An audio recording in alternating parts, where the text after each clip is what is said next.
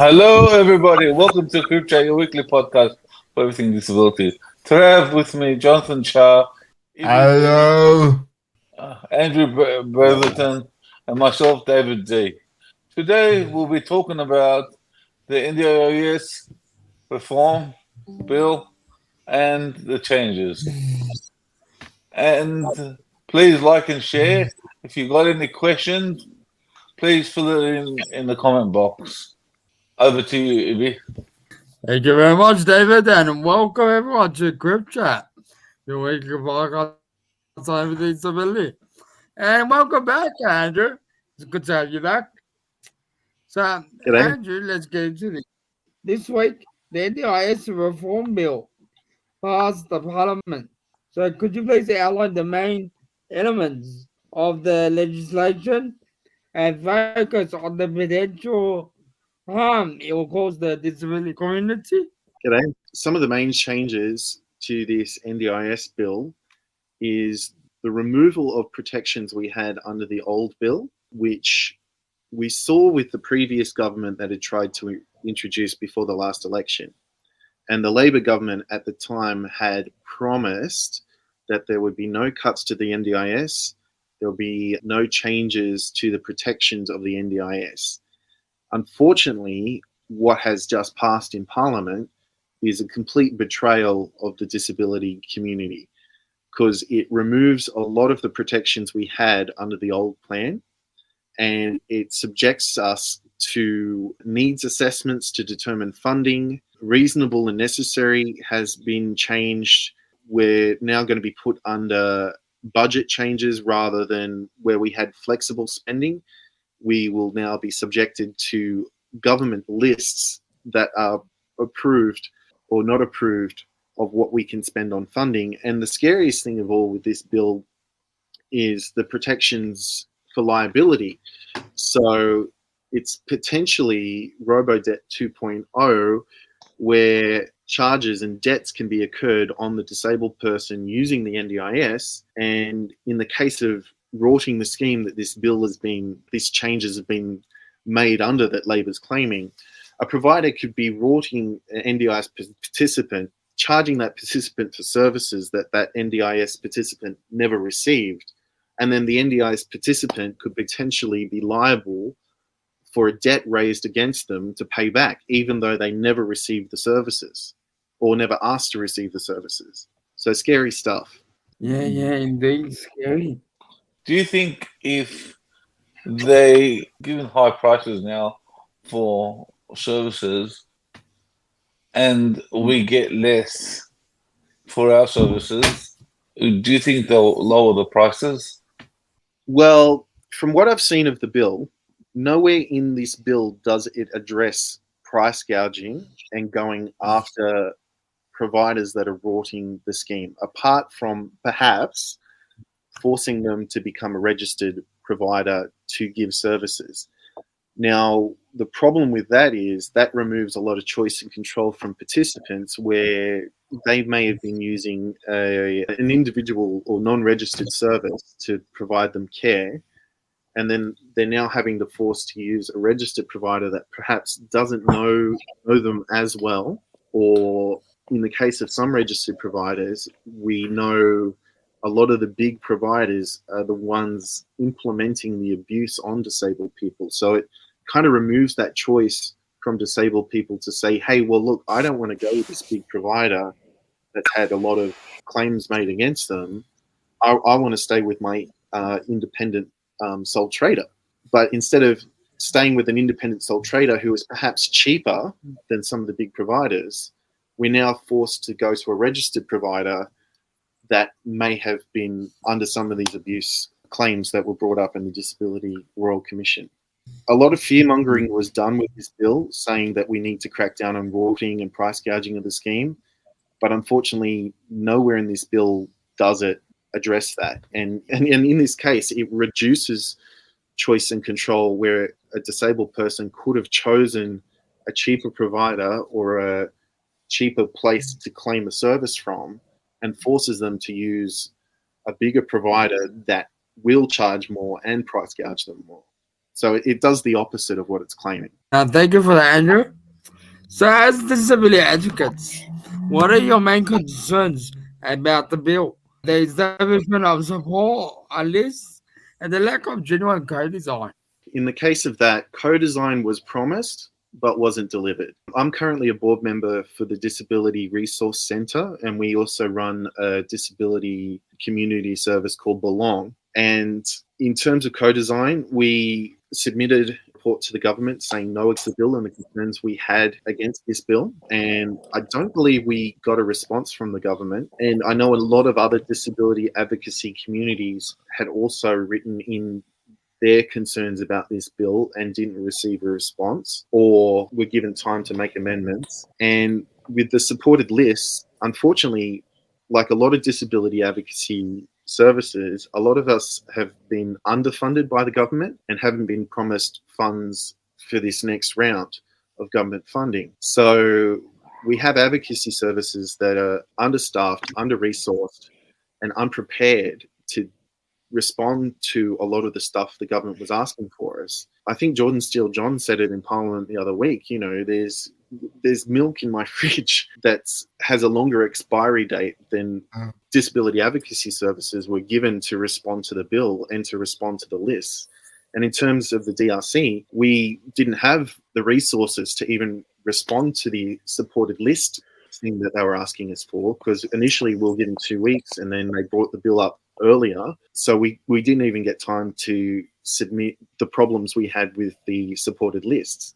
So Labor and the people that have supported Labor with passing this bill have promised co-design, but in nowhere there is co-design in this bill. And it's very interesting that Kurt Fearnley hasn't come out in support of this bill, being the head of the NDIS or any of the Disability Royal Commission commissioners, because there's, as I said at the start, co-design was promised, but it wasn't delivered or indeed heard. It's time, isn't it? Thank you for that. Andrew, how does it feel when the voices of the disability advocacy community are not being heard in my policies that will affect our lives? It feels like we're just a political football. I personally, before the election, had campaigned with politicians and was at the speech of Every Australian Counts to get Bill Shorten re-elected. And all these promises were made that, you know, we're not going to go through with the LNP's cuts. We're not going to go through with their plans for needs assessments. We're not going to dehumanize you. And it feels like we've been completely lied to. And it feels like our community doesn't matter to them. There is no disability justice. There's no rights for us. Basically, it feels like they want a surplus, and how they're going to get this surplus is from the disability community. Our needs and our rights and our disability justice movement doesn't matter at all. We can be brushed aside. I do think this bill will lead to irreparable harm to the disability community, and it will lead to deaths. And it just feels like our lives and our rights don't matter. It's profits over people. Yeah, no, it's awful to hear that, you know, considering the amount of work, you know, us disability advocates for, you know, in bringing change to, you know, the way that people's lives are being treated. It's, look, we do so much, you know, we expect, you know, a great outcome. Yeah, exactly. And a lot of this advocacy takes a lot of not only our time, but our health, our capacity to engage in the community. And we have to sacrifice and fight for that every single time, for the basic rights able-bodied people take for granted. And it feels like our voices and our basic rights, our basic dignity, our basic necessities to live don't matter. It's all about money. Like Andrew said, well said, well said. Yeah. Moving on to the next question. Do you see the legislation as compounding the entrenched inequality found by the Disability Royal Commission? Oh, 100%. And it's incredibly disappointing that this Labor government ignored the recommendations from the Disability Royal Commission. I believe only 6% of the recommendations were actually accepted by the government. And when you compare that to the Aged Care Royal Commission, something like 70 or 80% of the recommendations passed straight away. And what this bill does by removing choice and control and removing protections and the right to appeal decision, it classifies disabled people into different categories. So for myself, I have a lot of invisible disabilities, and what I'm incredibly scared of from this bill is this move to what the government's calling foundational supports. As an autistic and as a person with ME/CFS, the government is looking to make cuts and remove people from the scheme. And autistics and people with chronic illnesses are probably one of the first targets. And it's been this view of able-bodied people and people in government that people with chronic illnesses aren't as disabled or as deserving as possibly other disabled people. And it competes the disability community against each other rather than joining us together, because it's saying some people are deserving of support while others are not.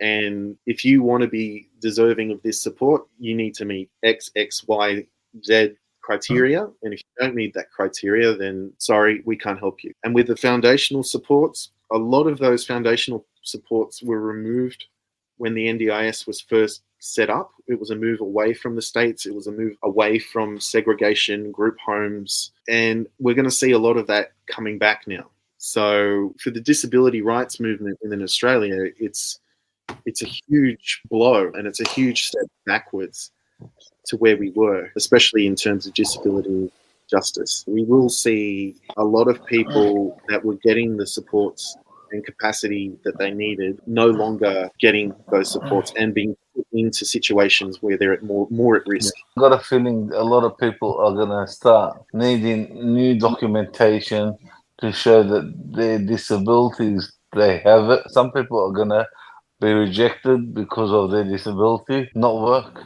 In the case of my disability with ME/CFS, there's less than 5% in Australia that actually qualify for the NDIS. So it's going to see a lot of those people removed and a lot of other people with lesser known disabilities removed. You've got to remember, if you compare this scheme to, say, the aged care scheme, people on aged care don't need to prove every year that they're old, you know? And disabled people shouldn't have to prove every year that they still need these supports, that they're still disabled. You know, once we qualify, if they want to save money, stop the assessment. Why is it main purpose of the NDIS to move away from this welfare mentality to create a right-based model? Yeah, creating that rights-based model is what the NDIS was intended to do, wasn't it? Yeah, and again, I go back to my original point with aged care. Everyone will become old at some point. The NDIS is set up so that if anyone falls on the circumstances that they were born with a disability or somehow become impaired with a disability at any stage of their life, that they would be looked after and they would be able to live and have the same quality of life as everybody else, just like we do in aged care. This isn't a revolutionary idea. This should already be within every government system to ensure everyone is protected and everyone is looked after. Able-bodied people seem to have this belief that, oh, well, it will never happen to me. I'll never get disabled. I never thought I'd get ME/CFS, but I did. You know, this is a basic right that should be already there. It feels like they're ripping that away. But also, when you talk about these statistics, 5% of people that have CSF considered with NDIS, and also like 6% of the recommendations are put through. That's a very low number. That is very, very low. I think more work needs to be done. But anyway, thank you, Andrew. How will the prescriptive nature of support lists adversely impact participants' quality of life? A lot. I think this supported list just shows how the government innately does not understand how disability works. It's like having government issued clogs and saying we all need to wear the same style of shoe and same size shoe when everyone may have a different foot size or a different foot arch or whatever. And that's the ridiculousness of this supported list, because everyone experiences disability in a different way. What the government may consider an everyday item, say, for example, I had a dishwasher funded by the NDIS. For me, that is assistive technology.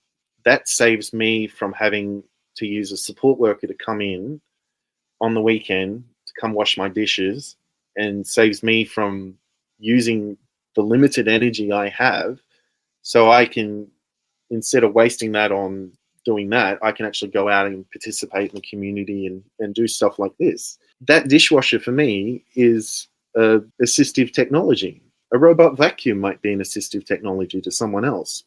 Having a fridge next to their bed, for example, might be assistive technology, because they don't need to get up out of their room, out of their bed, and put themselves at a falls risk.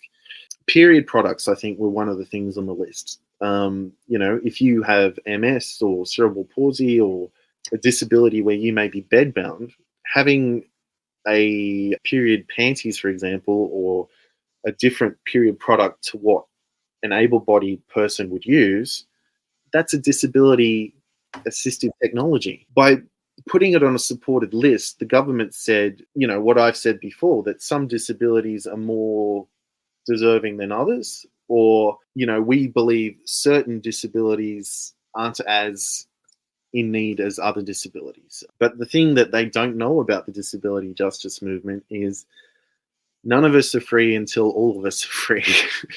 It's going to cause a lot of trouble, and really it's just profits over people at the end of the day. That's a sad truth. Profit over people. Why are disability advocates opposed to elements of this legislation? I think that relates to some of the answers I was giving at the start. It removes a lot of choice and control. It puts disabled people in a position where they're having to re-traumatize and reprove their disability to the government for basic items or basic needs.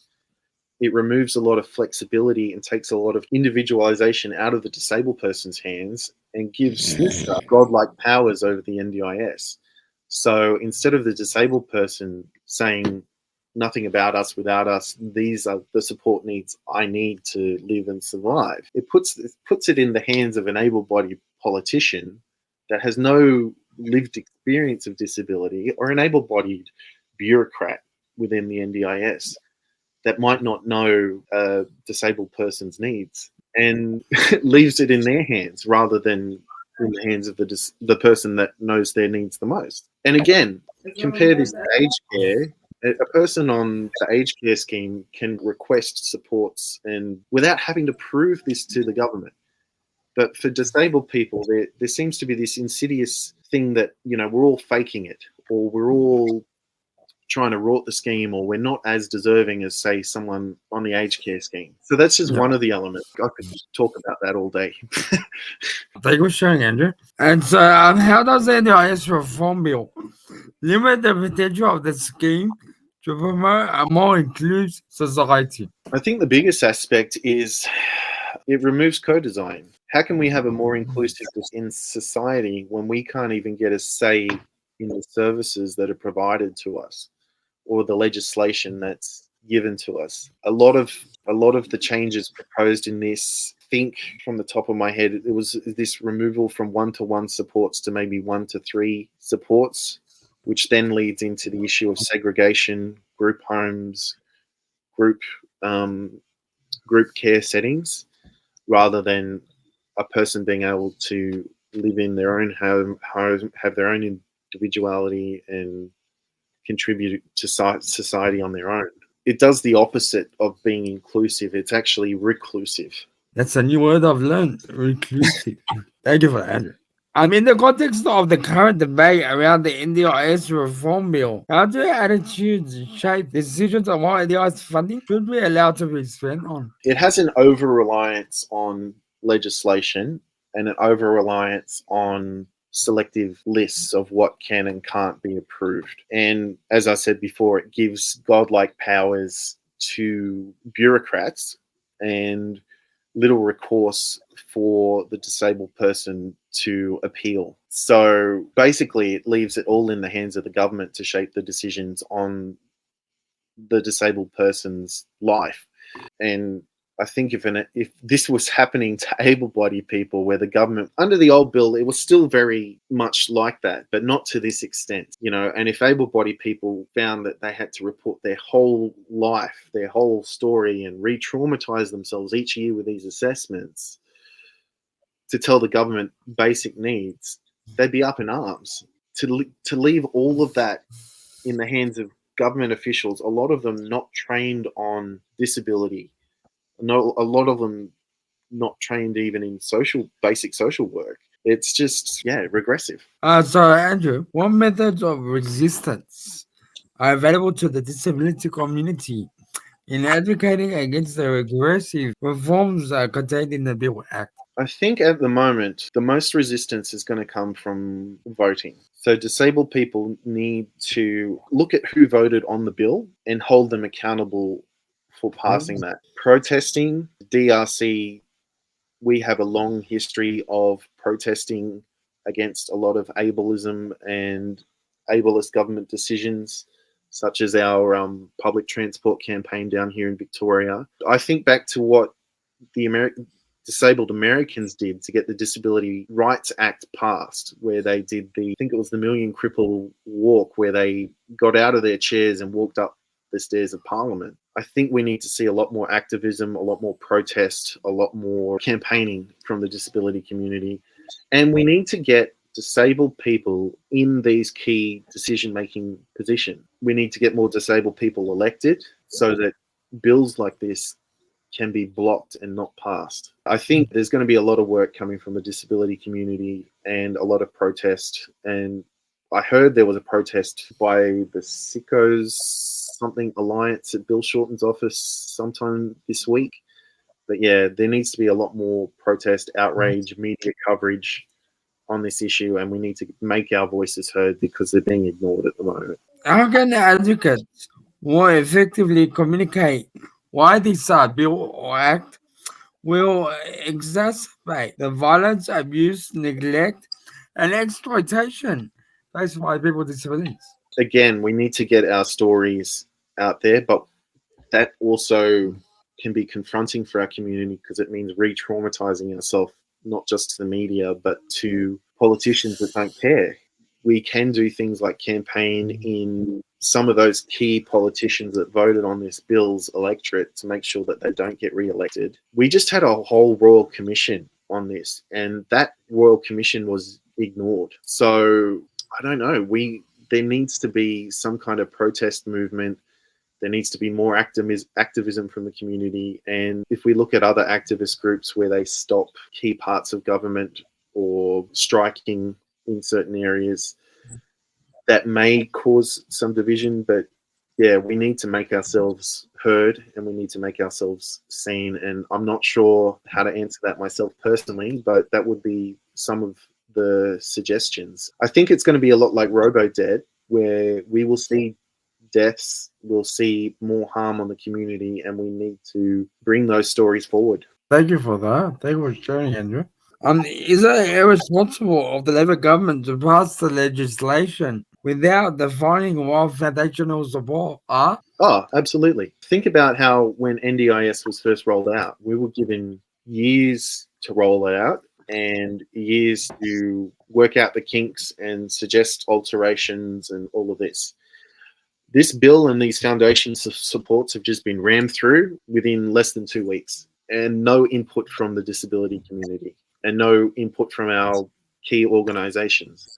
And I don't think I can even name one disability-led organization that agrees or said yes to this bill. So it is irreprehensibly irresponsible by this government to shove this through, especially when they removed a lot of these supports from the states when the NDIS was set up. And who's to say what these foundational supports are? The government at the moment, for my disabilities, which is autism and ME/CFS, they recommend abusive practices as foundational supports.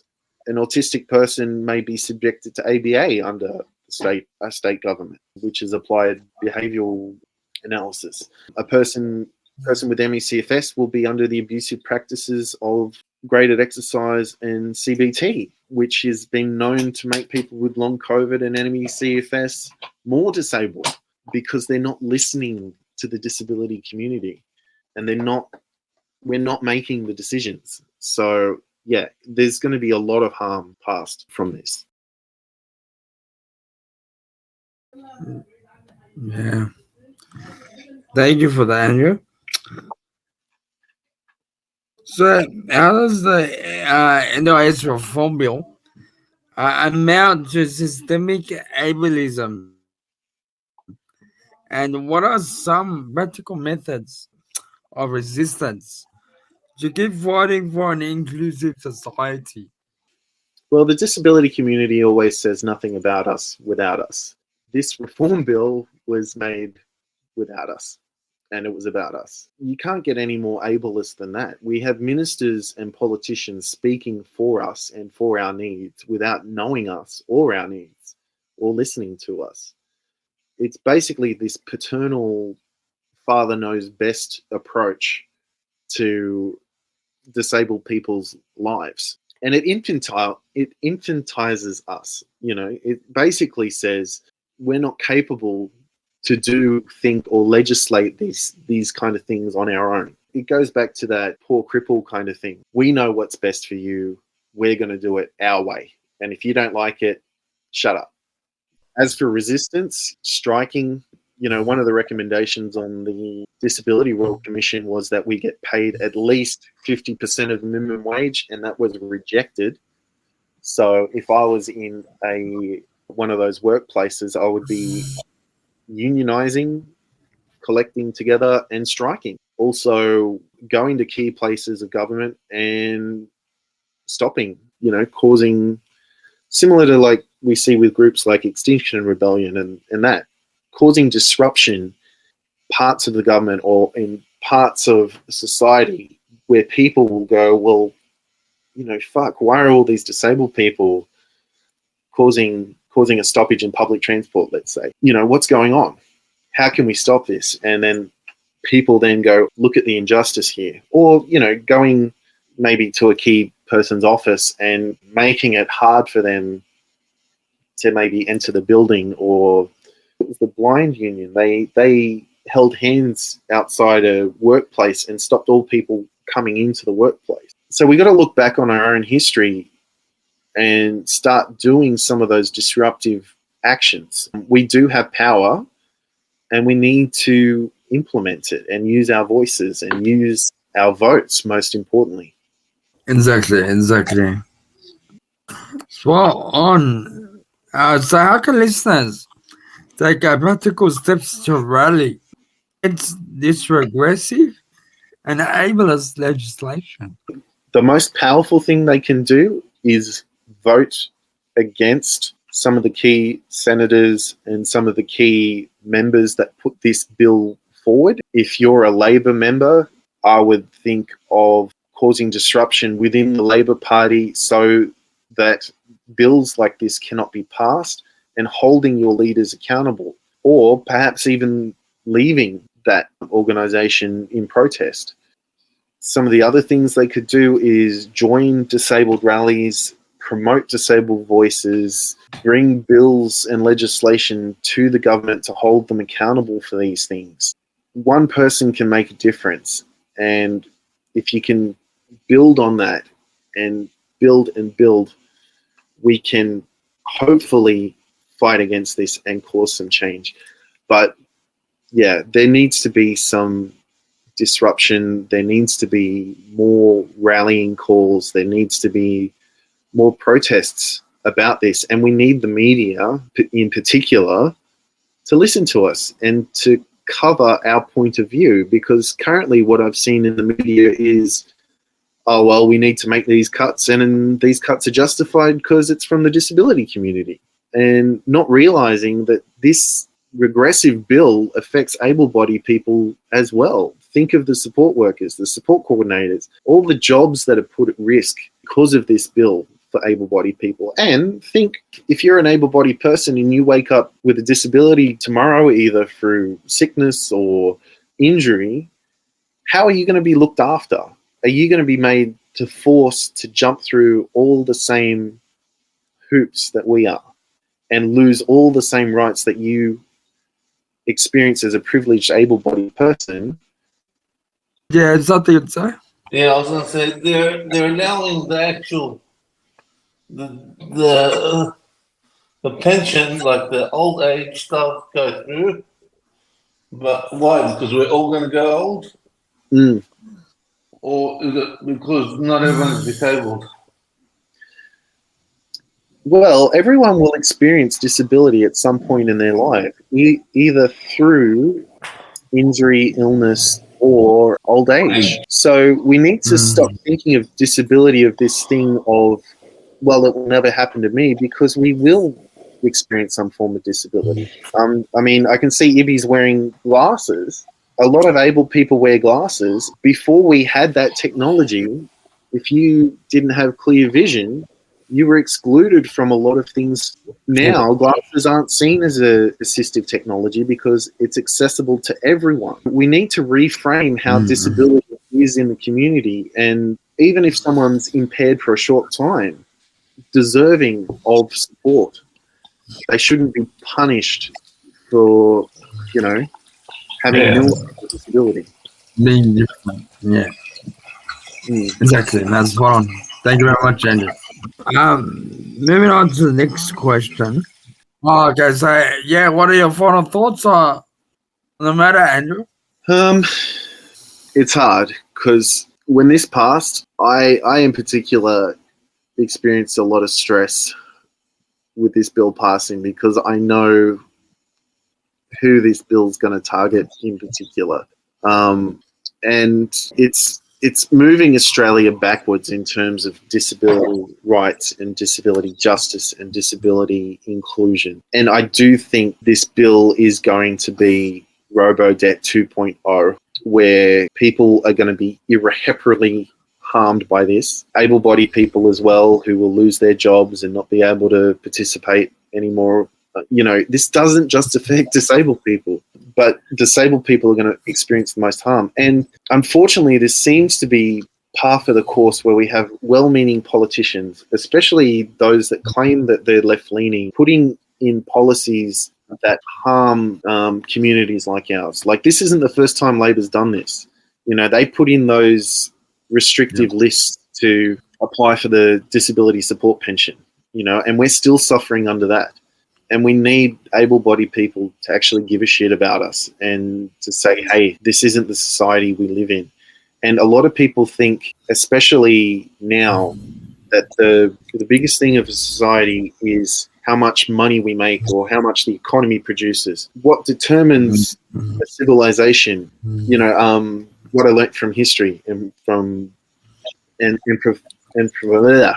word, is how we determined civilization was when we found someone had set a broken bone and mended someone back to life so that they could participate again. And we need to look at how we as a society help those who are most vulnerable, help those that need the help, not, how much money we can make off these people or how much money we can cut from these people because we want to fund somewhere, or we want to fund, we want to get back in black or something. Stuff your surplus if you can't look after the most vulnerable people in society. Who cares about your surplus, Yeah, it's quite distressing, and it does anger me when you say profit over people. These are people's lives we're talking about, and they need to be valued. And I don't think any profit would enable these people to live the lives they want. But in saying that, Australia is so far behind, and they need to catch up, with the rest of the world. Thank you very much. Oh, sorry. I was just going to say, I was just thinking of what my life was before the NDIS. I was bedbound.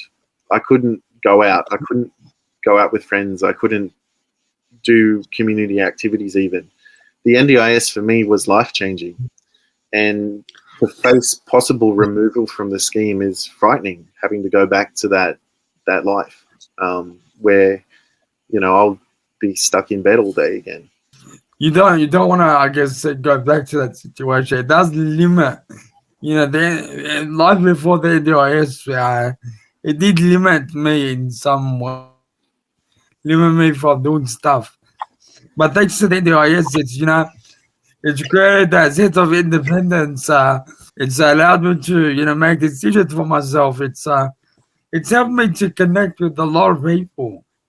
And so we need to continue to do that. We need to encourage, our community and also our people to be leaders, for themselves and for their community as well. Because that's what the NDIS is all about. Helping, people become independent with the laws that they're decision making. So what's stopping us? Mm. You Yeah. know? We've got to keep this going. But anyways, Jonathan, do you have anything you want to add? People with disabilities are not economic. If we are given the right support, we can enhance society. We can For sure. create value. We just need to be viewed as more than just a cost. What is the cost of inaction?